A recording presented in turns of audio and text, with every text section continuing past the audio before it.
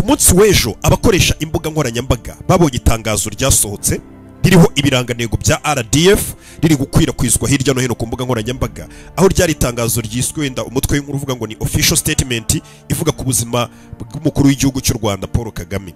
Aho iryo tangazo ryari ryanditse hariho amatariki, bikozwe ku itariki 23 z'ukwezi kwa gatandatu, bakomeza bavuga ngo igisirikare cy'u Rwanda cyifuje kumenyesha abaturage ko ubuzima bwa perezida w'igihugu buri mu kaga cyangwa se arwaye arembye cyane. Bamwe mu babonye iryo tangazo bagize ngo nibyo koko, kuko wabonaga ko wagira ngo ririho ibirango bisa nkaho ari ibya RDF koko, ariko mu mwanya mutonya RDF yari yavuguruje iyo nkuru yamaze kuvuga ko aya ari amakuru atariyo, ari abantu banga u Rwanda bakomeje gukwirakwiza ayo makuru hirya no hino ku mbuga nkoranyambaga. Nubwo iryo tangazo ryagaragaye ejo ndetse rigahita rivuguruzwa na RDF, bigaragara ko ari abantu banga u Rwanda cyangwa se batifuriza ikiza u Rwanda bari bateguye ino nkuru kugira ngo bagashyiraho n'ibintu by'ibirangantego bya RDF bakiyitiririza inzego, ndetse ukabona ko iryo tangazo bari barisoje banavuga ngo abanyarwanda mukomeze musenge, mushyire mu masengesho yanyu n'inshuti z'u Rwanda, musengere umukuru w'igihugu cy'u Rwanda, ingabo z'u Rwanda turaza gukomeza tubarindira umutekano, ibintu biri ku murongo. Mbega ku buryo ari itangazo wabonaga ko nubwo atari iryanyaryo ryakozwe n'abantu badakunda igihugu cy'u Rwanda bakifuriza ibibi, wabonaga ko bagerageje gusa nk'abivugisha neza ku buryo ryakuyobya. Ariko mu minota mike RDF yisiriza riravuga ngo iri tangazo si iryacu n'abakoresha impapuro mpimbano bahimbye ibi bintu babishyiraho, ntago ari byo. Nubwo iri tangazo ryari ryagaragaye ku munsi w'ejo, ibi ni ibimaze hafi ibyumweru bibiri tubibona, by'umwihariko abakoresha imbuga nkoranyambaga hirya no hino, aho ureba ugasanga hari abantu n'ubundi baba basanzwe bavuga igihugu cy'u Rwanda nabi, banga u Rwanda, bigaragara nyine basanzwe basebya igihugu cy'u Rwanda kugera no ku bayobozi b'igihugu cy'u Rwanda. Bamaze igihe bakwirakwiza inyandiko, amatangazo n'amafoto. Hari amafoto abantu basigaye bakora no ubwo nimba twabyita nk'ama Photoshop, cyangwa se hari amafoto no ategurwa neza n'ama AI, zino AI zaje ku buryo neza bafata isura y'umuntu bakahita bamushyira mu bitaro, ukabona ko umuntu ari mu bitaro arembye, cyangwa se abandi bakanandikaho ngo yitabye Imana. Iyo mafoto n'amakuru amaze iminsi nk'ibyumweru bibiri biri guhwihwiswa n'abantu basanzwe batavuga u Rwanda neza, by'umwihariko n'ibihugu wenda bisa nkaho bamwe mu bantu bari muri ibyo bihugu batavuga rumwe n'u Rwanda cyangwa se batabanye neza, barimo umwuka ukuntu nabo bakomeza bagenda babigarukaho. By'umwihariko igihugu cya Kongo hari abantu benshi bagiye bagenda babyandikaho bavuga ngo umukuru w'igihugu cy'u Rwanda, ibitangazamakuru byahariya bisanzwe n'ubundi bivuga amakuru ku Rwanda atari meza, nabyo byo muri Kongo mwarabibonaga ko byakomezaga bivuga ngo umukuru w'igihugu cy'u Rwanda ararwaye ameze nabi, kaba n'abandi bavuga ngo bishoboka ko yaba yaranitabye Imana. Ngira ngo urabizi rero, iyo igihuha gikomeje kuvugwa n'abantu benshi bakomeza kugaruka ku kintu, buri muntu wese aba ashaka kumenya ngo ese ubundi bimeze gute, ibyo bintu ni ibiki, bitewe no gukomeza kubona igihuha. Hari igihe bakivuga rimwe, kabiri, gatatu, ariko ibintu iyo bikubise ibyumweru bibiri babivuga, buri muntu wese aba yifuza gusa nk'umenya ibyo ari byo. Niyo mpamvu rero uyu munsi tubazaniye inkuru, ni inkuru dukesha igitangazamakuru cyitwa ngo ni Tarifa.rwa. Iki gitangazamakuru cyaganiriye n'abayobozi bakomeye mu gihugu cy'u Rwanda, ndetse iki gitangazamakuru kikanavuga ko cyaganiriye n'umuntu wo mu muryango wa hafi wa nyakubahwa Perezida Paul Kagame.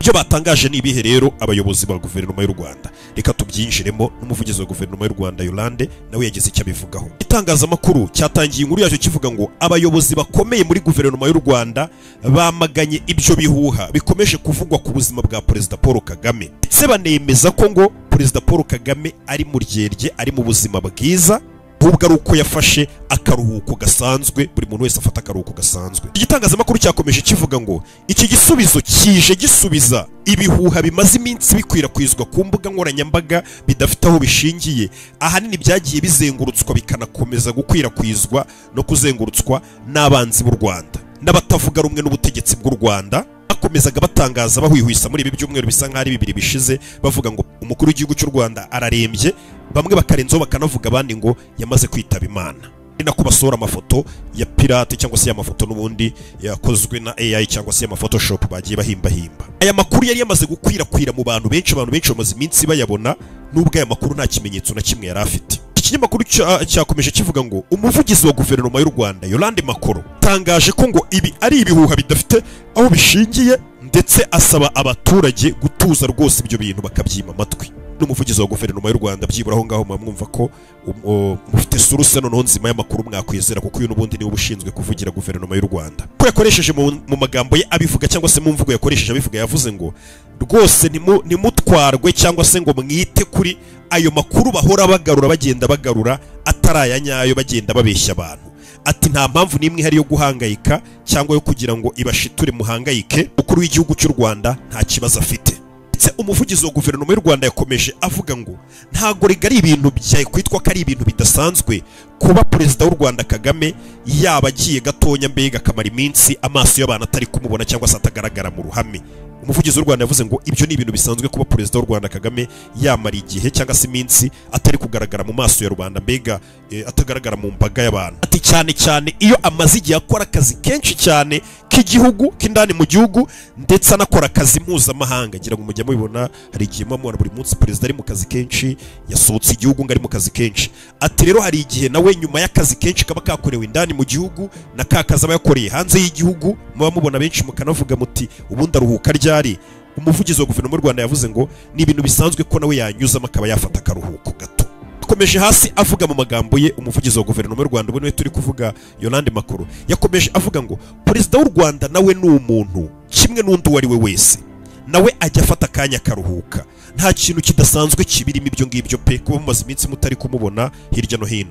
Igitangazamakuru cyakomeje kivuga ngo umwe mu muryango wa hafi wo kwa perezida w'u Rwanda cyangwa se ubwo ni umuntu wo muri famiye nyine wa hafi. Niba bavuga wa muntu wa hafi wo muri famiye nawe urabyumva ntago ari babandi bakure babaheruka babandi bakure. Yavuze ati umwe mu muryango wa hafi wa perezida w'u Rwanda nawe yatangaje aravuga ngo perezida ameze neza nta kibazo afite atusibye ko ari mu karuhuko ati kandi aracyari mu nshingano ze zo kuyobora igihugu.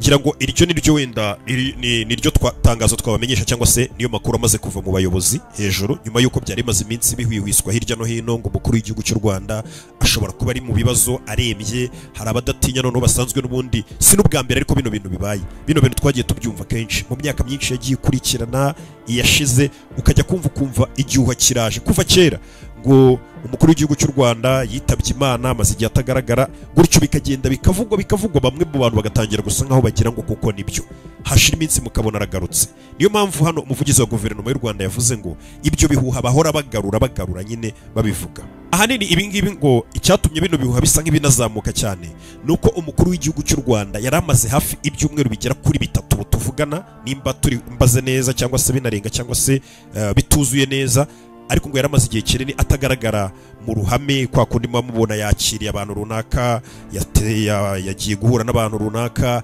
yakoze ibi nibi yagiye hanaha kwa kundi nyine yaramaze hafi ibyumweru bigera ngo muri 3 nta hantu agaragara mu ruhame.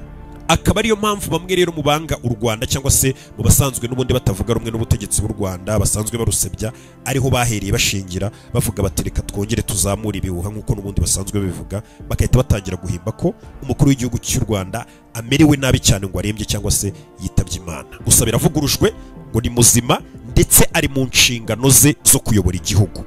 Ngira ngo ni ibintu byiza gukora abantu benshi n'ubundi bajya bavuga ati umukuru w'igihugu cy'u Rwanda arakora cyane bibaza igihe aruhukira. Urumva ko kuba yafashe akaruhuko ni ibintu byiza cyane.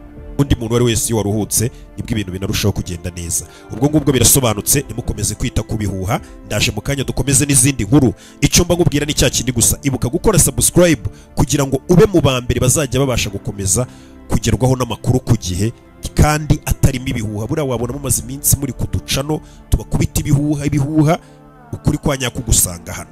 Niyo mpamvu tuba twaririnze kugira icyo tubivugaho mbere. Ibyo bihuha twarabibonaga ariko mu gihe amakuru atarava ahantu hizewe nta kintu twebwe hano twababwira. Niyo mpamvu dutegereza kugira ngo tubone suruse cyangwa se amakuru yizewe tubone kuyabaha. Ndaje mu kanya.